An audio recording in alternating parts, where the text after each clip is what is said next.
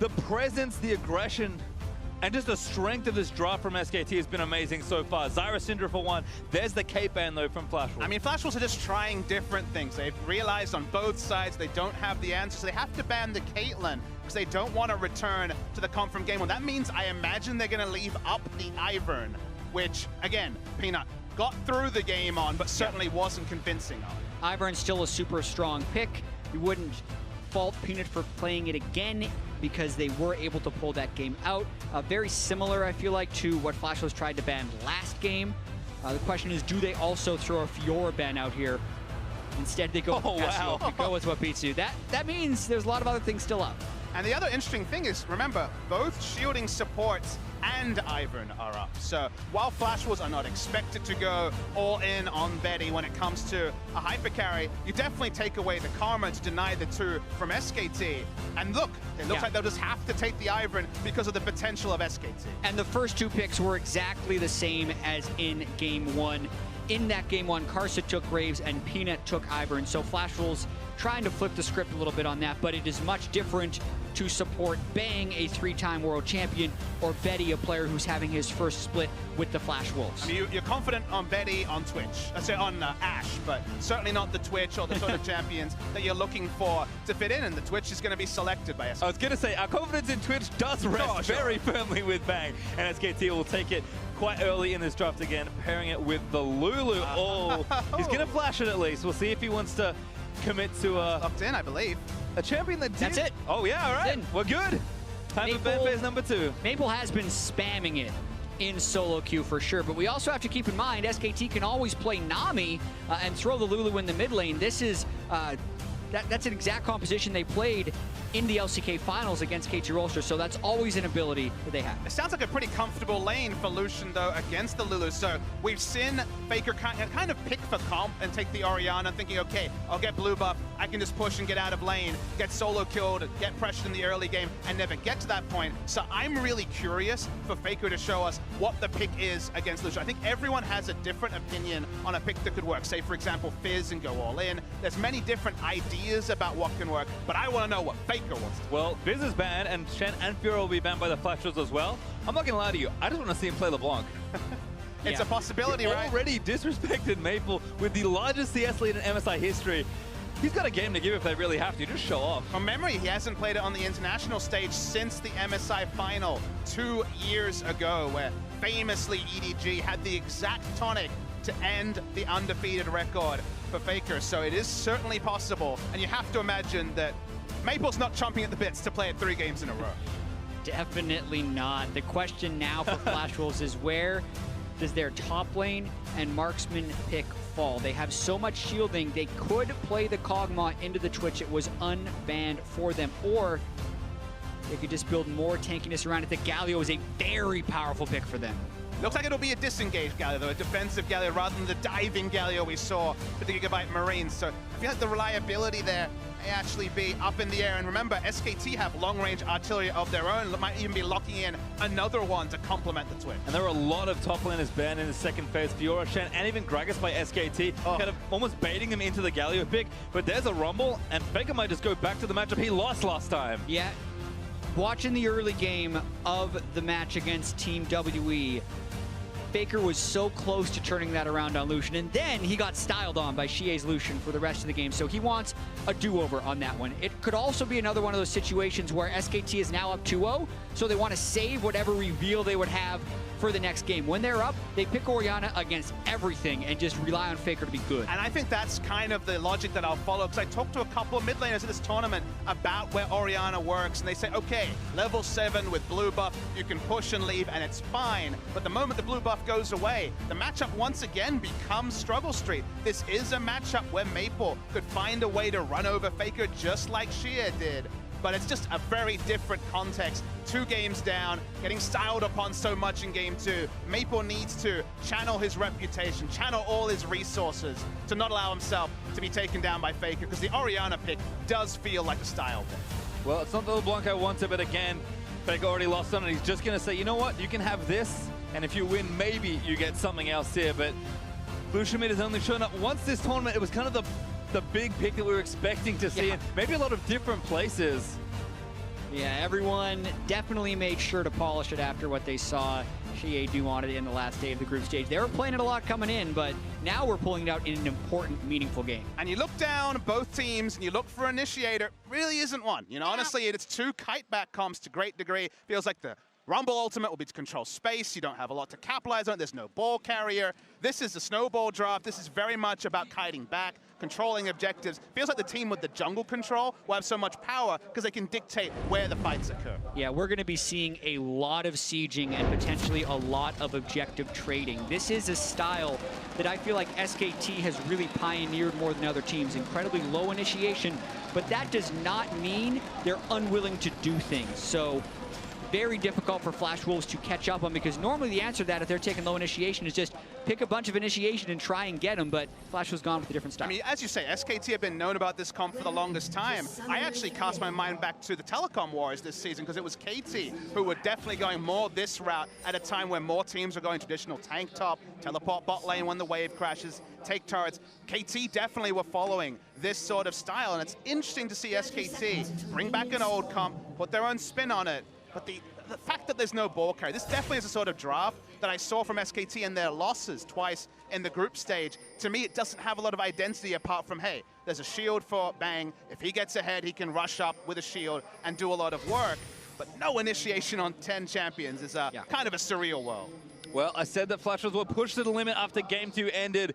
This is a Herculean task to run it back 3 straight versus the best team in the world, but that's what Flash was going to have to do. First, they can try and keep that game record alive, but they want to keep this series alive. MMD will be allowed to itemize very favorably. Of course, still has some magic resist scaling on that passive, so we'll be able to stack magic resist against Rumble and Orianna, who will likely find inside lanes. Of course, Twitch will do plenty of damage, but at least when it comes to first purchases, they'll feel pretty good for MMD. Yeah, triple Thorns to Spectre's Cal, the expected choice for Galio.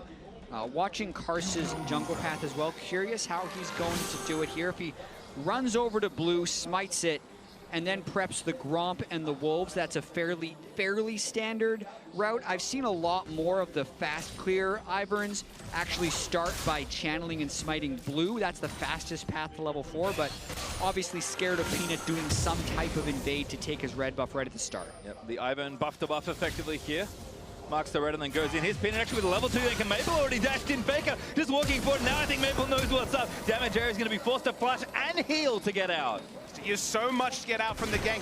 You do have that flexibility on the Graves to look for a level 3 gank. Level 3 doesn't change things much as top lane, trading's already begun. MMD thankfully hit 2 fast enough. The one buff, the one camp gank from Peanut, trying to flip the script on Faker's mid-lane Ori versus Lucian matchup a little bit. Getting those summoners out will definitely improve Faker's chances. Worth noting also, we didn't mention in Champions League, it is Karsa's first ever competitive game on Ivern. So both he and Peanut in this tournament, fitness tournament, have picked it up. And speaking of Karsa, now Karsa looking for a hit, but Faker does have the subs, already flashes out of the way, but they have the angle on him. Faker just has to keep running. Bot lane's pushing. That's bad news. Ezreal or Karma can collapse onto Faker. He is dead. Maple wants to try and take it down, but Faker's going to buy as much time as he can. Faker still has a barrier. Might just hold a root call land, and first blood goes to Maple. Oh, we've seen this story before. Mid-lane Lucian gets the first blood. Doesn't have Ignite this time, but that is not what Faker wanted for the return gank from Karsa. I mean, if you want a champion that can get a kill on Orianna or on Faker pre-6, seems like Lucian's the champion for you, given that we saw this multiple times in the last series. Well, in aggression once more, though. Benny and Sword would love to play up. Bang, forced him in the heel. Exhaust already done. As now they turn their attention on the Wolf. He's ignited down. The Thunderlord procced him from the Karma, but Wolf is barely going to live through the onslaught. Yeah, all combat summoners aside from Flash burn in that bottom lane, so Flash was going to continue to try and keep that shoved in with the Karma. Do want to call out some great play by Karsa during this gank. He forces Faker down towards the river, but then not only does he get the slow, or about to get the slow from his shield, but he forces Faker to flash down instead of up. I mean, it was a zoning flash in many ways, because the shield, of course, would have provided the slow, but it just wasn't terrain he could move towards. You called it out, pastry time. There was priority for Flash Wolves in the bot lane. Nowhere to go.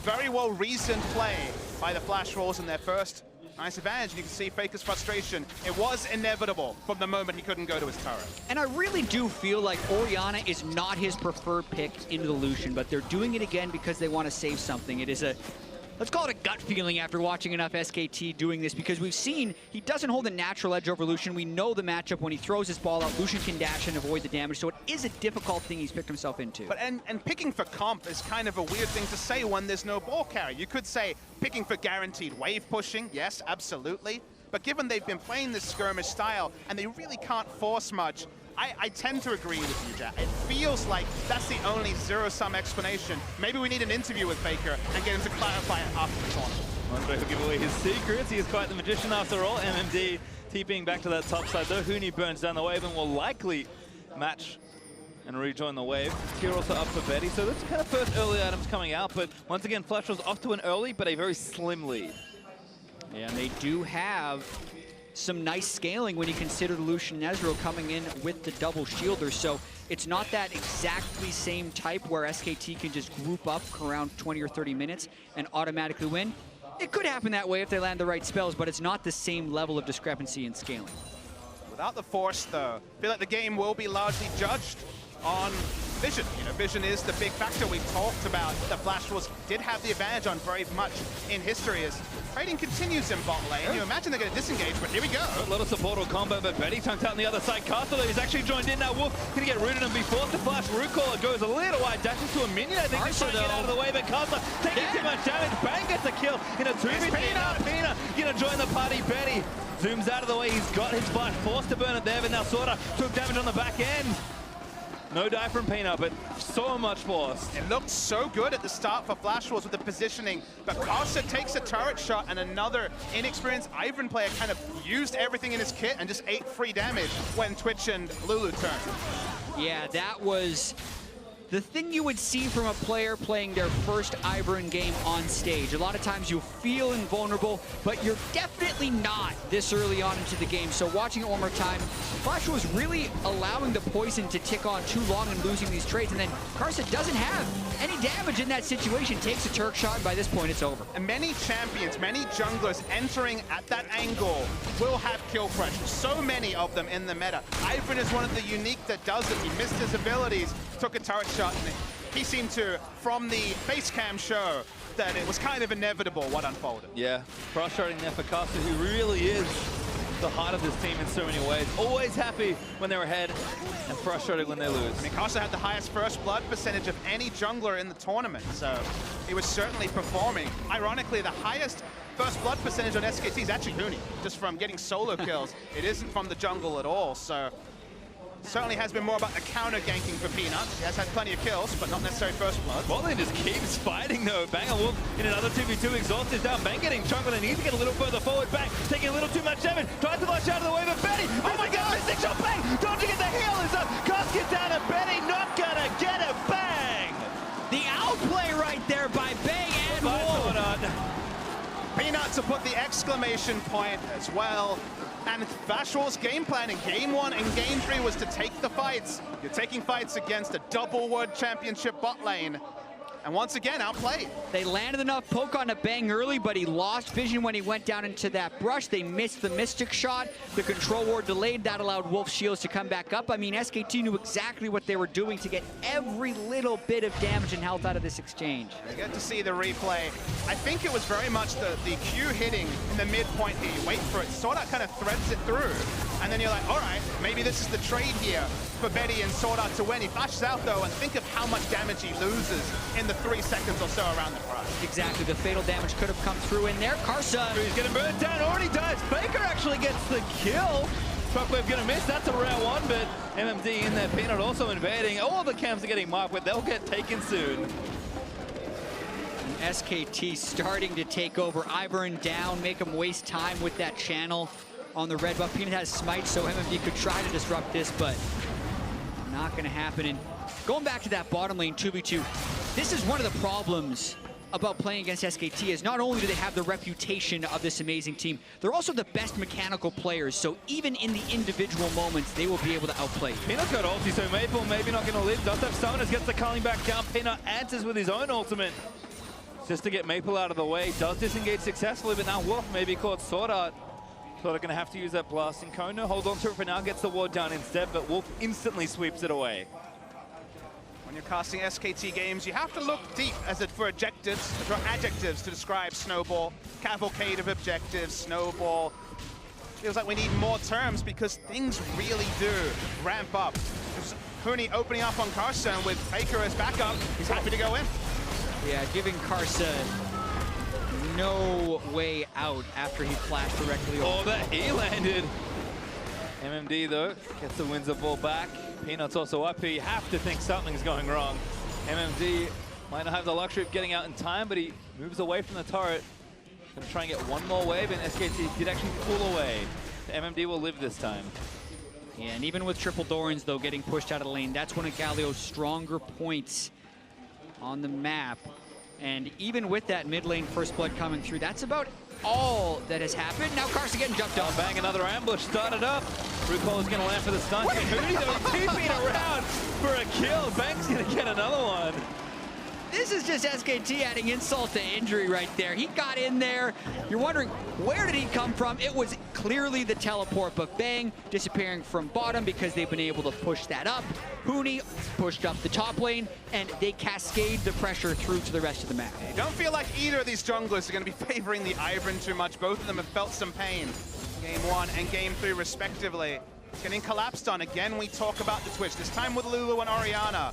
But a stylistic choice that we only saw Bang play for the first time this season in the grand final is frequently showing itself to have to be a ban because they play around pressure better than any other team in the world. And they play around pressure as their form of initiation, because we often look at these team compositions and say they have little to no initiation. They have to land Shockwave, or they have to get, you know, Lulu flashing in to knock someone up. But no, they just need to get enough pressure to get wards behind people and then use angles. Notice how Bang staying camouflaged on the side of the lane, waiting for Betty to push up. Again, forcing the Arcane shift back. They manufacture fights. Maple back in, but Faker here with the barrier flash and the Shockwave. Maple gonna flash it. Really wants to go in, but Peanut into defend already. He'll get burnt. Peanut, huge damage, and Faker shuts it down with a dissonance. The ball location was the last thing you were thinking about when Faker had to use the barrier, but it was actually still in range. Snapped it over to Maple, and the all-ins that were working for Chia suddenly are not working for Flashball. Just awesome Orianna play, I feel like, from Faker, because so often you just want to shield yourself in those situations and the ball goes so far away from the fight. But Faker managed to get it behind Maple and just leave it there, totally surprising him for that final kill. Can't wait to see it in the replay.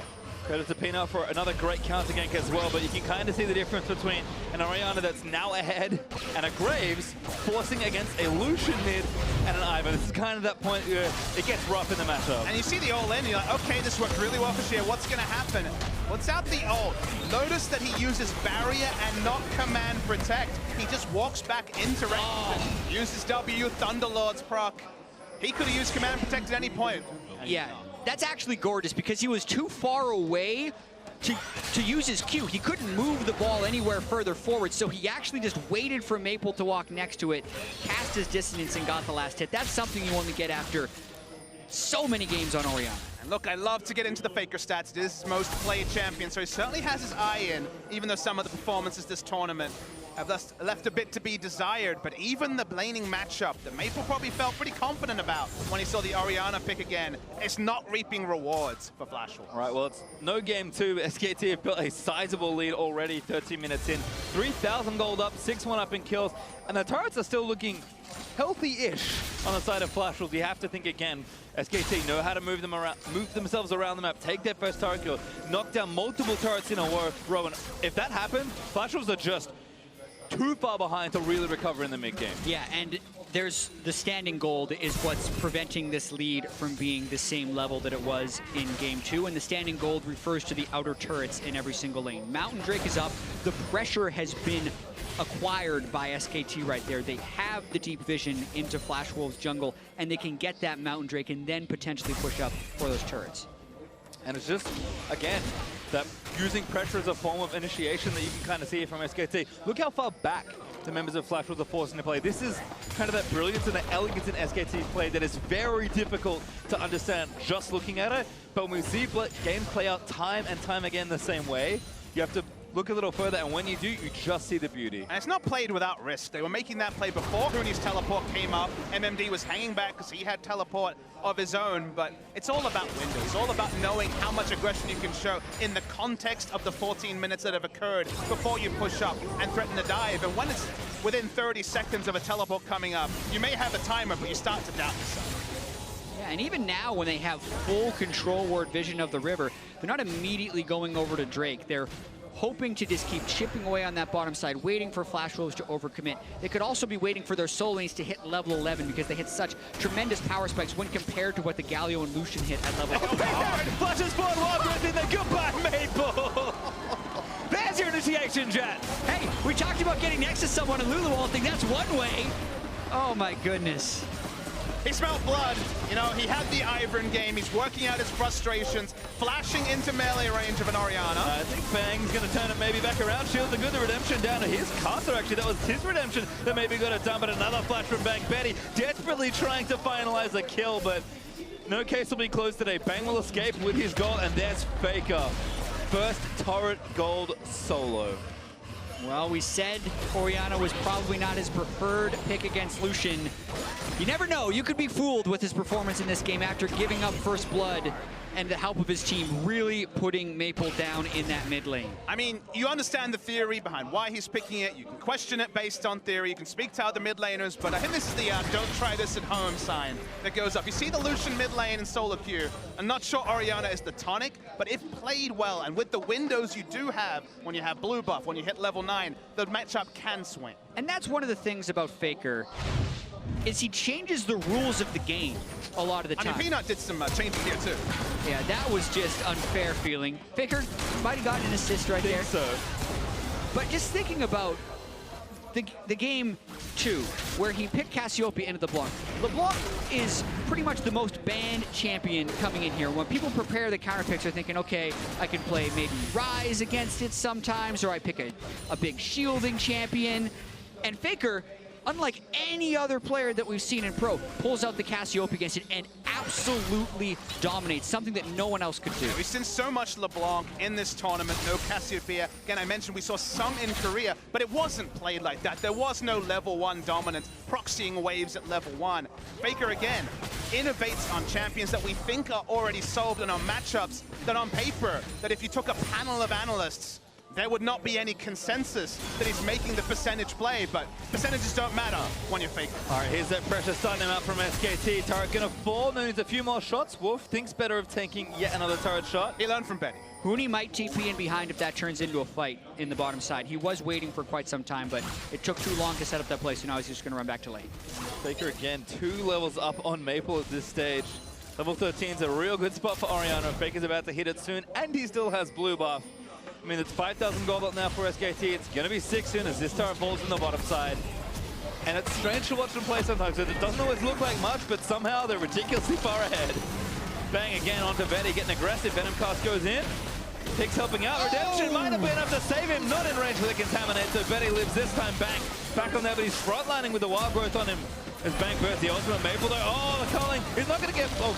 Not going to get blocked as Wolf takes a lot of damage on the other side. Bang, looking to get sniped, but Betty does take out Wolf. Now Bang going down, flash roll, signs of life, finally. All the time, a Rumble is pushing, but that's a play that at least gets some confidence into the flash rolls. This time, Bang doesn't have summoners up. He used them for the baits in the previous trade. Peanut. Peanut at it again, looking to try and make himself the MVP. Zeus ball with the help of Faker, ultimate at the ready. Maple burns his heel to escape. Peanut is a merciful god today. This game heating up though. MMD trying to teleport in behind Faker and Peanut. They didn't see it, so the Galio will come as a surprise. Caster and Maple burning damage onto the tower, but here's MMD, flashed on, finds 2. There's the Justice plus knocks up Peanut, great ult though from Huni. Galio also back on the Caster to protect him. Huni, just too much pressure on his own. Yeah, MMD didn't have any more initiation. The ult onto Caster allowed him to tank the equalizer for the longest time, so actually, even though it looked comical was the right move, here's Huni though. Anything you can do, I can do better. Huni aggressive TP down towards Betty. Got Wolf behind him as well. Betty already going to get taken down. Elan's over the top, and Wolf going to get himself a kill in the game. Betty turned into a critter. Betty autos the trinket, and Wolf. That was like one of those games where you're behind a counter and trying to chase someone, but unfortunately, for Betty, he couldn't play that Arcane Shift game with Huni since Wolf was the second player who came and just corralled him. Feels bad, man. That's all I have to say. Feels bad to be Betty. There were no good directions to go. Even the cheeky harpoon over the rift to allow Wolf to pick up the kill that much faster. They'll turn onto the Drake that they've just abandoned this whole game. Yeah, it's actually kind of a sight to see for SKT, who have been just on every Drake like it's their job, but Peanut finally going to pick one up. SKT having a little too much time in their lanes. Maybe, you know, we don't need this right now. We'll take it when the lanes stop winning, and they've been winning for the last 20 minutes or so in this one. I mean, SKT, 2 items on almost every carry. Consistent pressure in all these lanes, and the gold league growing to almost 7,500 gold. I mean, Huni is out pressuring MMZ, and Ivern's going to come up, but Carter, he's this aggressive player that's the heart of the flash rolls. What can he really do on Ivern in this spot? Yeah, they don't have that much damage. It would be very dangerous to gank Huni in that situation, but if there is a player that you have a higher chance of killing on SKT, you actually usually think it's Huni because he has such a low jungle proximity percentage. Peanut's usually not next to him, but when you do that, the rest of SKT knows exactly how to play around it. Bang at it again. Maple gonna get ultied up as Bang just turns it on. Damage is more than enough. Submarine plays have begun. Don't even need a Shen. Just the Orianna ball enough to launch him into range onto the Lucian. And the thing you have to take away from this game is that also, because the comps are pretty similar, the gold lead means even more. There's no real tools extra in the Flash Wolves comp to take out SKTs. There's so little initiation. Speaking of initiation, Two-man shockwave. Huni flashes over. Walk over the top of it. Then it's going to go straight forward. Huni does go down in the struggle. For the tower, they will get MMD flashes forward, looking for a follow-up, but has to get up pretty quickly. Bang actually out of mana in that fight, so couldn't really use any spells despite Huni's exuberance to go for that fight. Exuberance, that's a good one. Just used it to pick up the Lucian, so SKT, little too much sauce in this one. I mean, when you put Peanut and Huni into a lineup, you get exuberance, as you put it, chat. And flashing in here, that was optimistic from the side of Huni for sure. Yeah. It's a target for a single kill, so I guess on a simple terms you take it, and also Net positive. yeah, Why net not positive. do it? Boom. Easy. Oh dear. Maple with you, clearing the way back out in mid. As Flash is just struggling to find a foothold. No turrets hurts a lot here at this point. Flash Wolves just have to keep making plays on map that they don't have any vision on. You can see Bang abusing the map advantage SKT He have. didn't quite have the spray and pray, otherwise he would have picked up a kill, most likely onto Lucian there as well. Just popped up with his newly found red buff, chunked him out, backed away, and you can see on the map, basically SKT is getting access to every This CS. keeps happening. Yep, Whimsy's on him. Betty's the next one. He's got Flash. Bang does have his ultimate again. Galio ulti is enough to keep him alive with a bit of help from Ivern's shields, but okay, what's his cooldown right now? 80 seconds? He's back at it again in about a minute. Lulu makes his closing distance that much better. They take the Galio ult threat away. They prep those side waves. SKT hitting on all cylinders right now. Game 1 ended about 30 minutes. Game 2 looked at about 27. 22 and a half of pass somewhere. SKT might try and make this one the fastest game in a series. I mean, we're what, 2 hours and 20 minutes into the series? Looks like it could be a very, very early one. They're looking for kills and also this turret. I mean, Bang is just all the initiation they kind of need at this point. 4 1-on-1. Turret's going to fall down, and again, the consistent dynamic pressure SKT applies got them almost 10,000 gold ahead at 23 minutes. And we have seen so many different iterations of SKT. So every one of them having Faker. The last few years, Bang and Wolf have been in the finals and victorious with it. But Peanut and Huni are really the ones that have had to integrate within this SKT lineup throughout the year. And at first, it was hard because Bengi and Peanut are completely stylistically different junglers. Huni was not the way Duke was playing for them last year. Maybe a little bit more comparable to Marin in the 2015 SKT, which many consider the best incarnation of SKT. And that's kind of what SKT will be striving towards, is trying to be the best SKT ever. And you use the word dynamic to describe their decision-making. This new SKT lineup is dynamic. Huni's dynamism and his dynamic nature was clear 2 years ago on Fnatic, playing Vlad and other carries out of meta. Peanut captured the world's imagination at Worlds with his aggression on Olaf and Lee Sin. And they've added dynamic players to complement now the steady hands, Faker, Bang, and Wolf. And the end result is it's still SKT dominance, but some of the games have so many highlights that aren't the controlled, slow games you would previously associate with the name SK Telecom team. Many things change for this team, but the two constants have been Faker and winning. And SKT are in a very good spot to win this series. Sorry to come. Oh, thank you. He's also he's not on the riff. 3 constants, baby. He'll do. He's pretty good, I guess. 10,000 gold though is the lead for SKT. Apologies to Coma once more. SKT are setting up, of course, for the Baron. Huni with the TP. Got bottom lane going, and Flash Rolls just need an angle. Coma holds grudges too. He's coming for you now. Oh, no. You didn't list him in the content, so we'll see. Well, Bang turning on to MMD, which is a rare sight as the support and bot lane are trying to solo a tank. Casa redeems back up. Faker did burn his ultimate for that play, but not too much investment. Flash Roll is just so far removed from this series at this stage. And SKT don't even need the objective. They can wait. They got an Ocean Dragon 25 if they really want it, but they might try and make this one a quick one. Yeah, and team composition-wise, while they did pick things that can scale, they don't necessarily have a good fallback pattern, which is what we'd like to talk about a lot. When you get pushed in as a team composition with incredibly low initiation, there's not many ways you pull yourself back into the game. You can't sneak in and get picks with your low CC composition. You can't 5v5 team fight because the other team is just doing more damage than you. So. And you can't also ward both objectives. So, okay, they do force themselves out of base long enough to put some wards onto Baron, but then that means that the Drake is free. It's only an Ocean in 25 minutes, which won't be a massive factor. But basically, the fallback pattern for SKT is keep pushing until you're like, wait, those wards have to have timed out by now. The blue trinket's on cooldown, and then the Baron is basically a free objective. As we get some confirmation that not many free objectives, no free lunches against SKT. No free anything for the most part. As Bang, he's at it again. Again, just sticking in the mid lane, playing aggressive, happy to turn on even the tankiest member of Flash. What is he respecting? There isn't initiation, there's no Ash Arrow, there's no Malzahar ultimate. We saw this in the grand final of the LCK once he got a QSS against Malzahar and he was walking up to 2 damage dealers being like, well, I got some sick items over here, what you gonna do? He doesn't have to respect anything on the side of Flash. Asa, Shockwave back in his Maple, though maybe gonna try and turn it back. Barriers up for Faker, does have his flash, barely missed the ultimate. Maple flashed in with the Wild Growth, gonna save him. Wolf there for his team.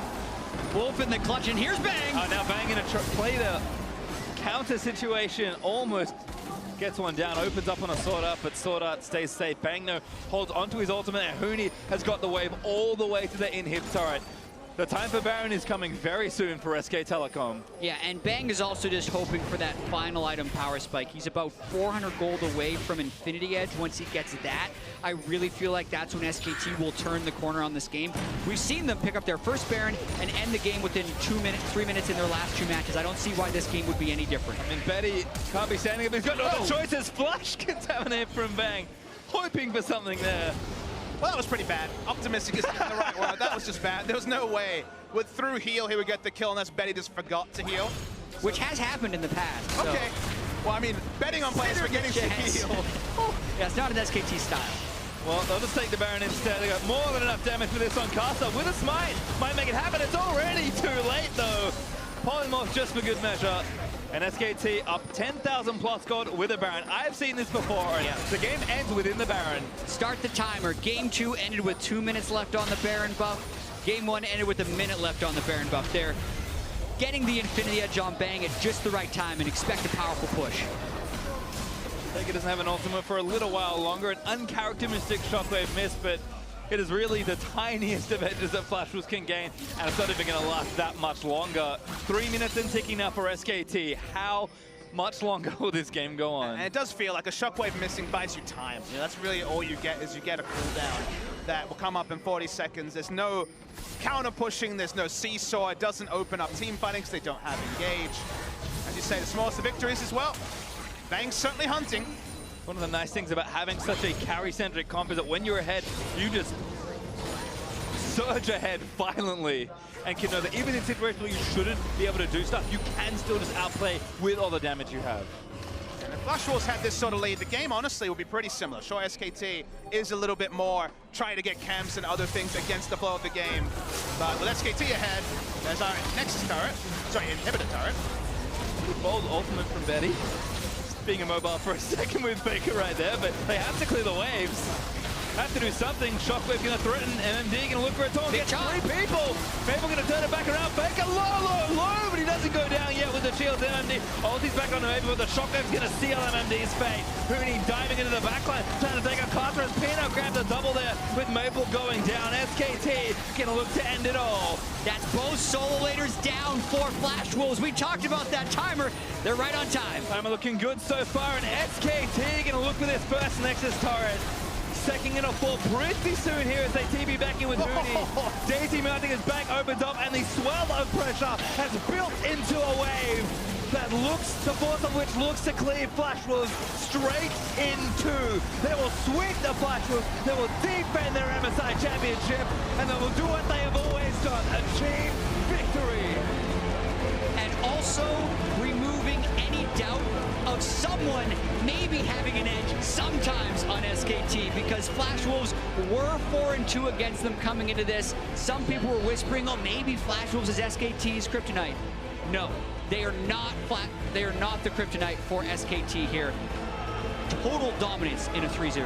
David versus Goliath is so often the case when you take to the Rift against SK Telecom T1, and it feels like every tournament, every LCK match day, you need to anoint a new David because Goliath keeps rolling through every contender. Now only the Afrika Freaks, a team that obviously has never gone to an international event, holds a positive win rate against SKT. They're +2, and guess what? LCK Summer's coming soon. They can turn that around as well. And every international tournament inevitably turns into SKT versus the field. Everyone has their best shot at SKT, and time again, they seem to come up short. That one MSI back in 2015, the last time we have seen them losing here internationally, and they move on to the finals in style. Well, you can see smiles there on Faker. I believe he's being collected for some chats after the game, but a round of applause, thundering applause at that from the crowd here in Brazil, and it's all deserved. And it's moments like these where you have to really feel for the players on SKT who haven't had that success before. This will be Huni's first international tournament finals. That is definitely a step forward for him, vindicating him going back to Korea, not necessarily chasing or focusing on other factors like life experience and money potentially, going to SKT to win, big success. Peanut jumping onto SKT against kind of our expectations. Everyone was like, all right, who's the best pathing jungler available to set up Faker? They went the opposite way. They went for the best mechanics in both roles. And then you get games like these three where you're like, well, when it works, beautiful. Well, certainly looking amazing as always, but we're going to hand it off to our analyst to break down that 3-0 series.